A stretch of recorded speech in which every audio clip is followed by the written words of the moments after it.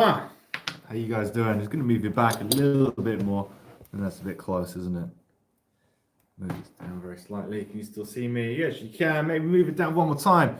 Welcome to today's live. What am I doing? What am I doing? I'll show you what I'm doing. I'm stitching in a leather briefcase handle. So this is what I'm working on at the moment. This is a full wrap briefcase handle, in this case in navy blue. Regular briefcase handle, and what is known as a cut edge. This happens to be burnished, but you could do stain, edge paint, that kind of thing.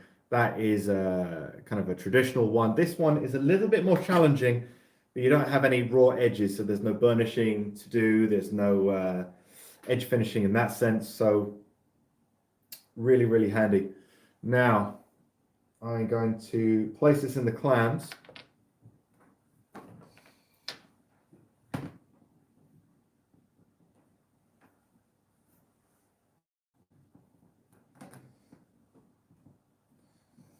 Ideally the right way around. This is live, isn't it? Yeah. Which way around are we starting? This direction, yes. The right way forward. So I am stitching this in linen thread as is traditional. But one of the challenges with this kind of handle in the clams is to fully clamp it. Well, you wouldn't be able to get access to it if you put it right in the clam. So it can only sit on top. And in this case, I have a band securing it. Guys, I'm going to bring you in a little bit closer. You don't need to see my mug the entire time. You know I exist, yeah. Talking a briefcase, got the hardware in. This is what we're working with. This is Abbey England lock solid brass. So that is what we're working on. All right. I'm going to take my awl here. Just a few strops on the end.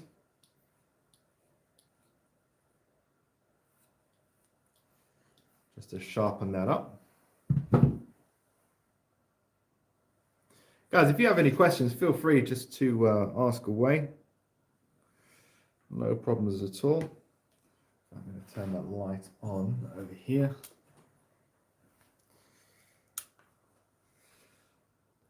Let you see what I am doing. So I'm going to start out with a couple back stitches. So the first few holes there.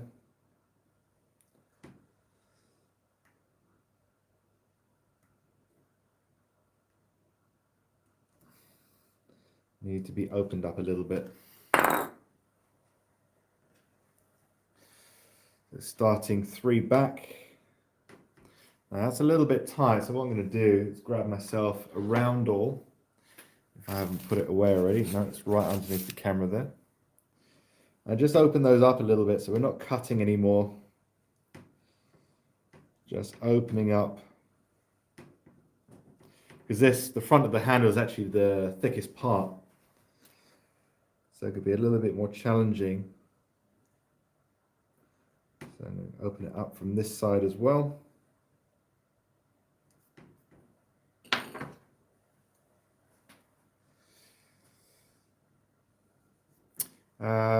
When, if ever, do you prefer regular cowhide to calf skin? If I'm on a budget, if I'm honest. You know, actually no, here's a good example, because this is English bridle, which is cowhide. And it's, I don't know if, I've never even actually thought about bridle hide coming in calf skin, but it'll be a small one. Yeah, I guess it's possible. But on the inside here, this is actually reinforced, and you know what the exterior is wrapped around is thick leather hide, and I don't believe you could actually get that kind of thickness in calf skin. So I guess this will be a good example of that time, ironically. Is the lock from the UK? Yeah, it's from Abbey England in the UK. I believe they're the only ones still going.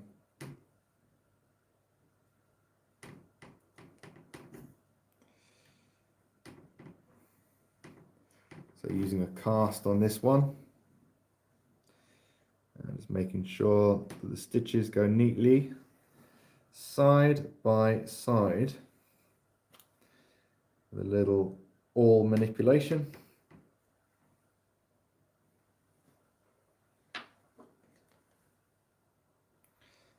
And we've got one more back stitch to go over here.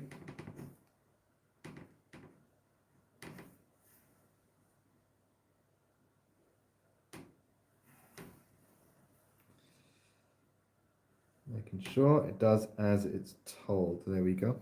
Perfect. And now we can stitch all the way back.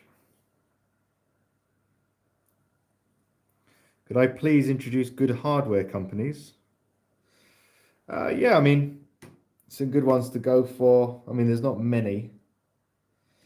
You've got MMC Colombo in Italy. You have Maya Metal in China. But sometimes these companies, they're not really going to allow you to order, you know, just one piece here and there. It's going to be usually minimum order quantities and things like that. One thing I forgot to do is add a little bit of tape there to this side. What I'm doing here is just protecting the leather, which you'll see in a second, with just a couple of layers of tape. Just make sure that the blade of the awl doesn't touch the leather. Not that the side of the awl blade is sharp in this particular one, but just the pressure of the side of the awl blade can really impact vegetable tan leather. You know, if you can dent leather with your fingernail, that kind of leather, you're going to need to do a little bit more to protect it. Let's bring this back. Oops. Bring this back over.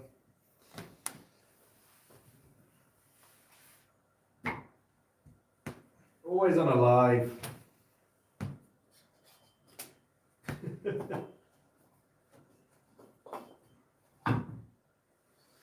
That's better. There we are.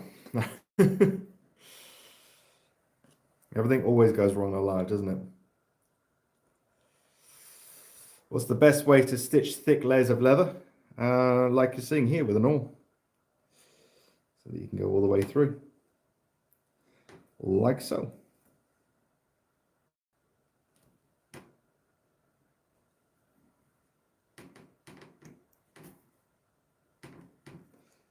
But the right awl for the right leather is ideal. I mean, this is, how thick are we going through here? Let's have a look. We are 12 millimeters here, and right on the very end, we're looking at about 16 millimeters.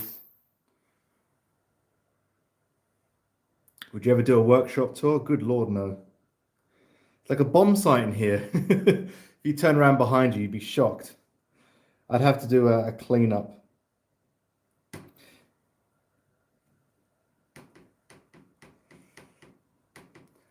There's not a whole lot to see. Most of it's behind me. This is, you know, as much as a recording studio as it is a leather workshop, really, because of the nature of the work that I do.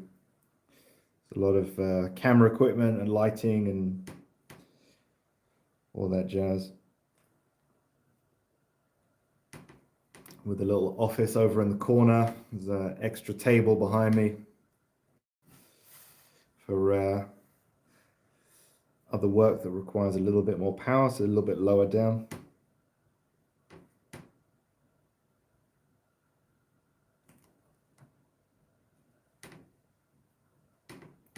Yeah, I'd have to do a little bit of a cleanup first.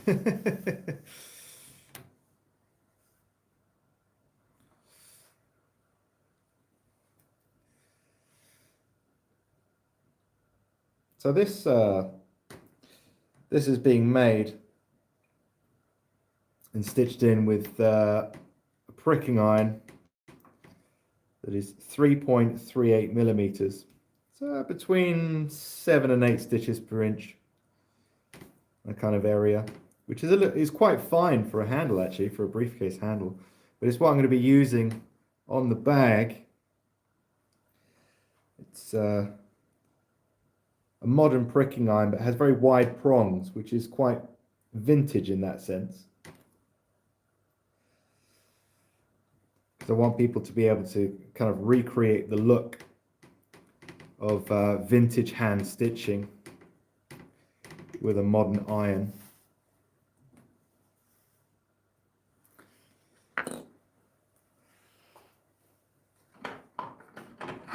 To give you an idea, this is a vintage pricking iron, and you can see how wide those prongs are. So there's not many modern irons that actually have those wide prongs, which gives that really high angle to the stitches, gives a really pleasing look. So that's always the challenge. I really love my vintage irons, but it's not like you can just give people a link to go and buy it, which sucks.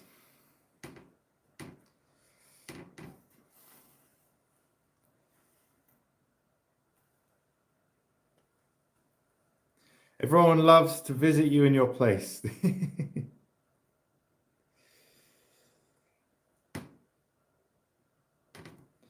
Yeah, not many people come into this workshop, I have to be honest. It's my it's my solitude. It's where I come to create and think and work. My sacred place.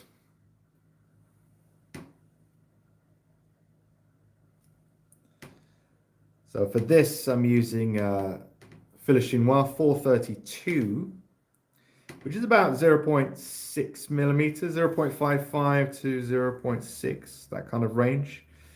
Similar to a 18-3 cord, which is, if you're using English or Irish linen, that's what you might be familiar with.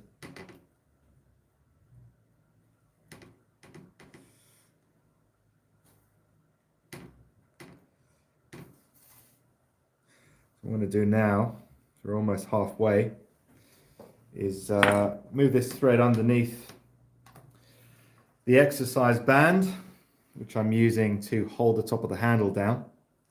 Traditionally, this is actually leather. You know, one side of the leather gets hammered into or tacked to the side of the jaws, and the other side has a loop on the end which you can rest your foot in, so you can use the weight of your leg to hold the handle down. So I'm just going to move this up one. Move you guys around to the side a little bit more. I wonder if I can refocus there by touching it. Yeah, I can. Have you got any sewing machines? I don't use sewing machines.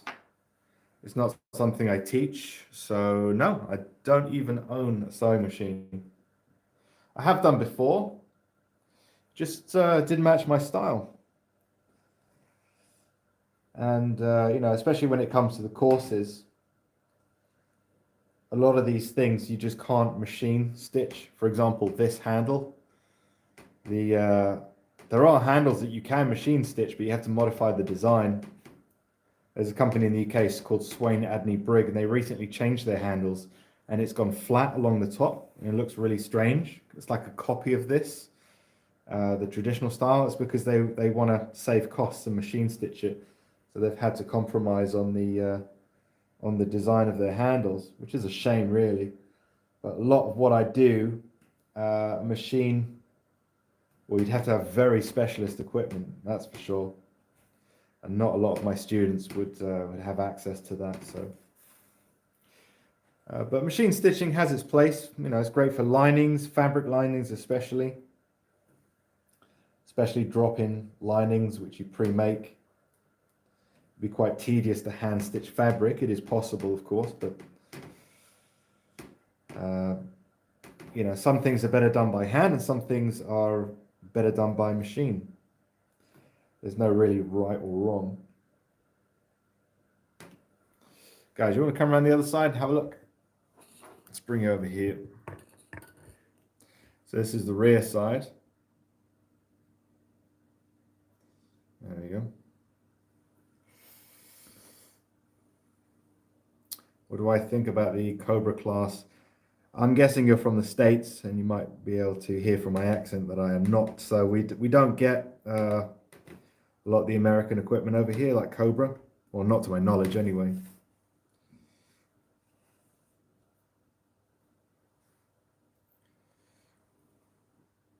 So I'm not exactly sure what kind of splitter that is. I know they make those kind of like a flat blade, not like a band knife splitter, that you can hand crank through, or it has a motor that does it for you. I'm not too familiar with their stuff, I'm afraid.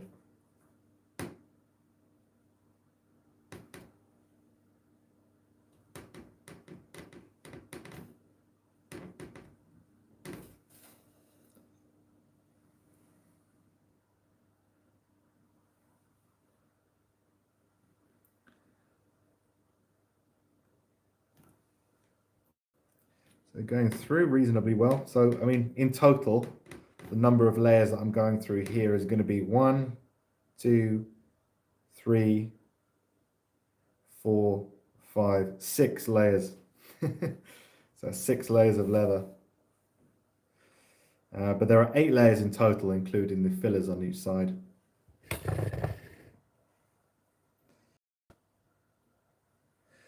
So it's a composite handle, as it would be known as. And it all comes together to form a very beautiful and comfortable handle. And the techniques for this are actually very rare.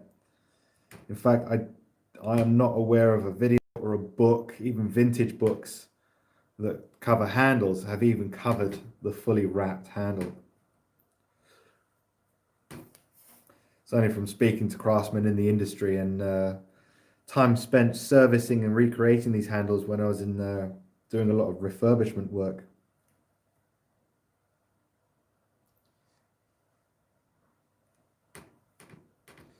And that's how I learned how to make them and how they were constructed.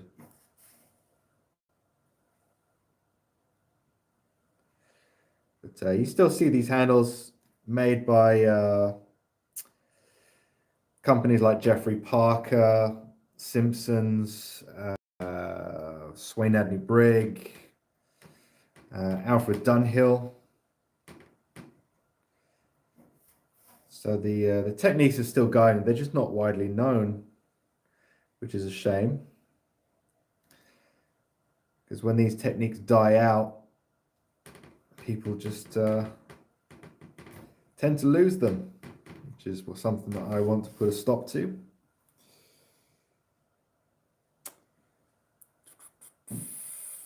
I know you're from London, so am I. Cool. Very tough to stitch. Yeah, it's a lot of leather. It's a lot of leather to go through.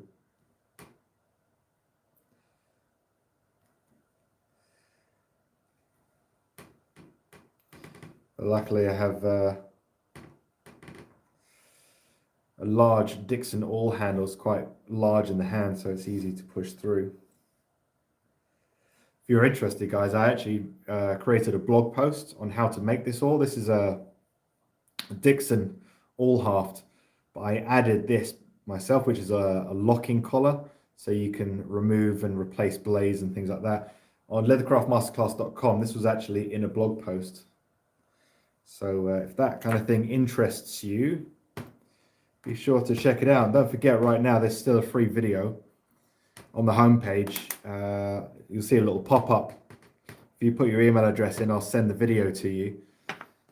All about hand stitching, if you're interested to learn a bit more. But yeah, do check out the blog, guys. It's a lot of free information there, a lot of information that's very useful, interviews, information on different types of leather, different types of techniques. Oh, there's tons now.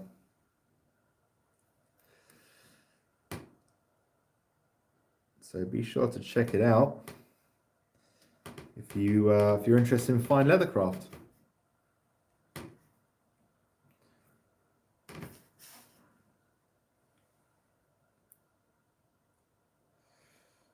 Would you ever do a video or a course that touches on refurbishment? That's interesting. I do get asked from time to time. I can't imagine it would be,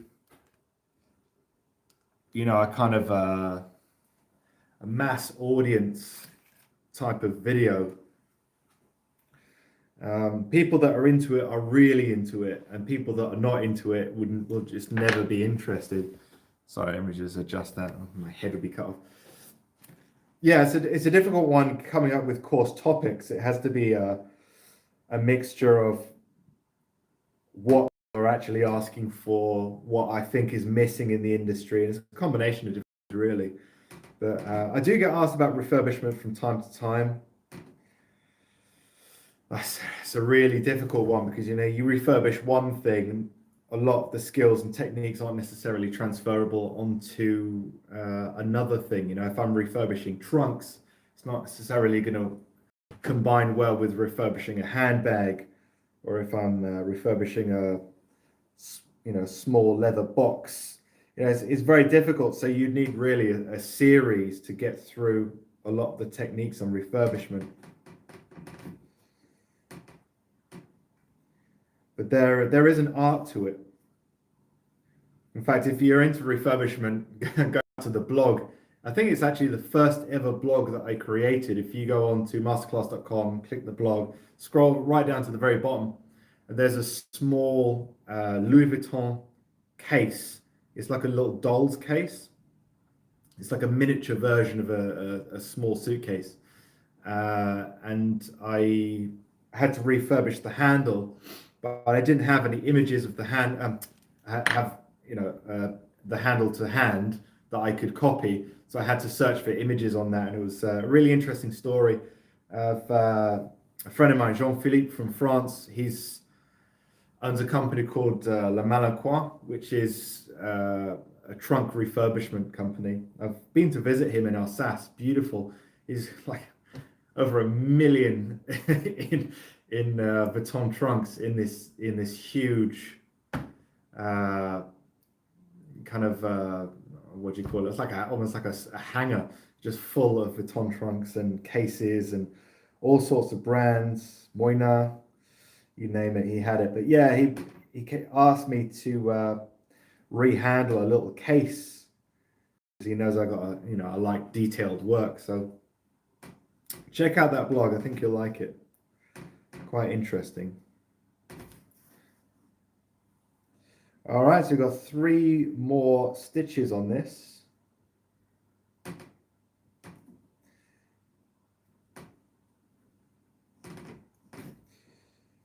And then we are done. And I'll give you a bit more of a close-up so you can have a closer look.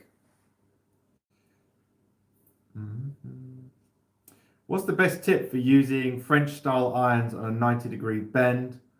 The corners don't flow as well as diamond irons. Well,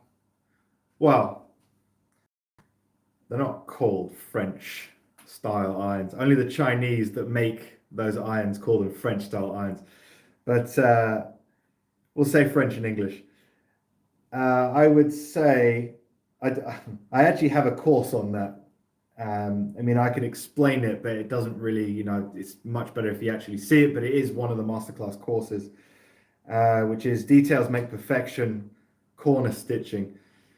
What it involves is using a roundel to make a hole where you want the thread to go. If the corner stitch is a slit, the thread will choose the path of least resistance, and you're going to have all these nice angles and then a straight stitch, and then it goes out, and it kind of ruins the look of it. So on one of them, you have to create the hole where you want it to be. So it's going to take a little bit of practice if you don't have the course, but yeah, that's essentially all it is. There are other ways, but that's the simplest one, really. Okay, I think there was some more comments on there. Let me just double check.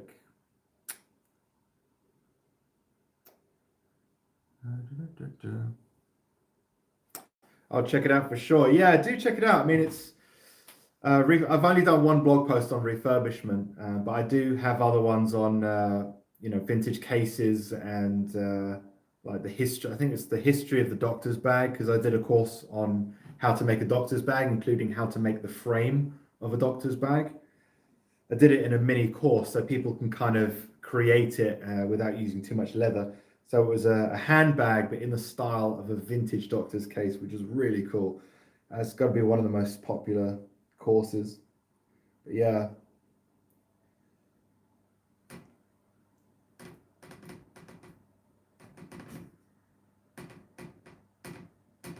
All right, last stitch. I'm going to do a double cast on this one.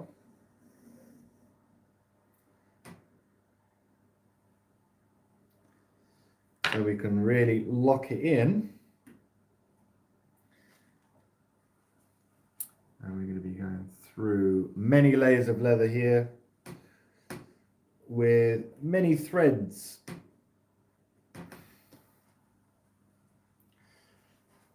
I've watched through that course. It's incredible saving up some money to get the rest of the tools and hardware to make it. Ah, good stuff. Yeah, I love that one. That was using I mentioned them earlier, MMC lock. It's a mini lock. It's actually a copy of an Abbey England folio lock. But MMC or Colombo, actually, they're very good. But in this course, for the briefcase that I'm making for this, I'm actually using a full Abbey England lock. I think I showed you earlier, including split rivets. I've never actually used split rivets. I've made them myself. Yeah, or bifurcated rivets.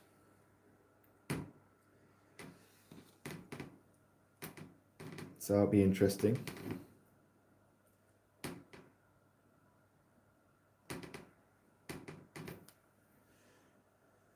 And that one goes in there. Gonna make sure that these threads sit neatly side by side.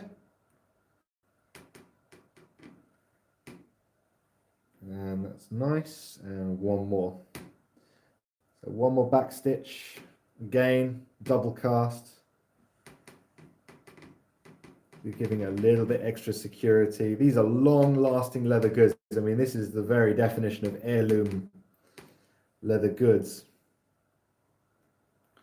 So we want to make sure that we're creating something that's going to last a very long time. And there's no way I'm going to pull that through with my fingers. This is too much. There we go.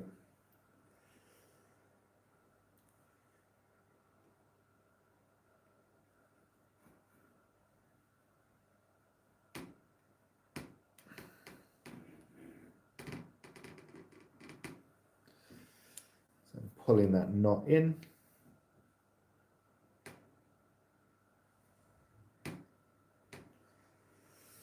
And now I can give you a snip. Well, not you specifically, but this.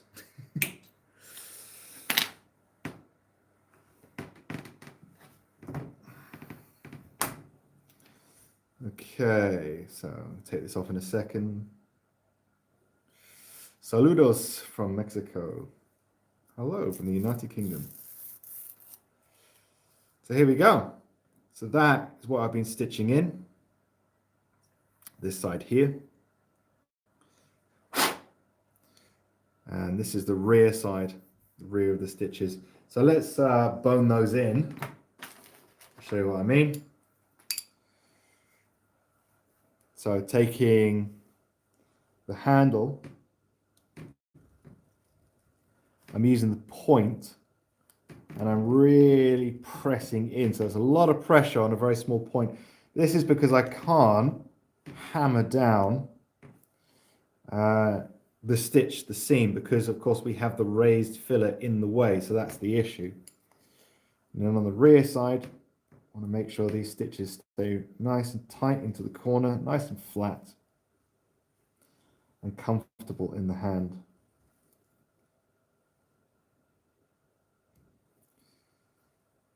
Good. So that's looking really nice. So as you can see, there's no edges to this. I showed you before. This is a cut edge. This is a prototype for the Bloomsbury Attaché course.